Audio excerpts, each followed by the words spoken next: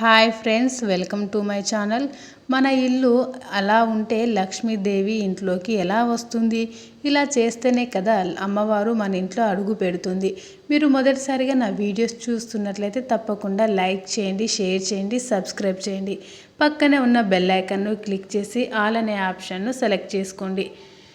సహజంగా లక్ష్మీదేవి శుభ్రంగా ఉండే చోటుకు మాత్రమే నివసిస్తూ ఉంటుంది.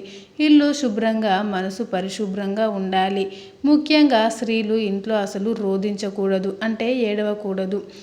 వంటగది కూడా పరిశుభ్రంగా ఉండాలి.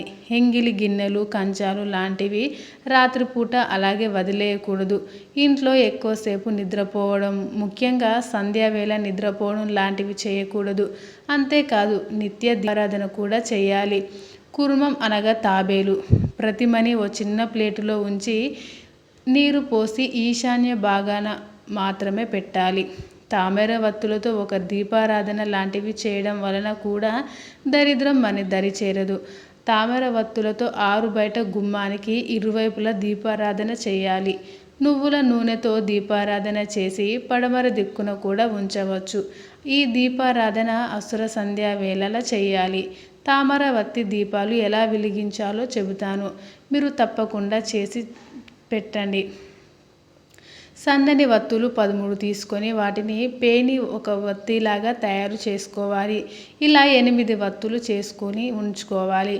అంటే మొత్తం 13x8 వత్తులు ఉండాలన్నమాట. ఇప్పుడు ఒక్కో వత్తిని తీసుకొని 2 చివర్లు కలపాలి, అంటే సున్నాలా ఉంచుకోవాలి. ఇలా మిగిలిన 7 వత్తులను కూడా అలాగే చేసి పద్మంలా చేసుకోవాలి. ఒక పువ్వు లెక్క తయారవుతుంది. ఇప్పుడు ఇది ఒక తామర వత్తి అవుతుంది. ఇలా 2 చేసుకొని 2 ప్రమిదల్లో ఉంచి దీపారాధన చేసుకుంటే చాలా మంచిది. ఇంట్లో ఉన్న దరిద్రం అంతా పోయి లక్ష్మీదేవి మన ఇంట్లో అడుగు పెడుతుంది. Thanks for watching this video. Please subscribe my channel.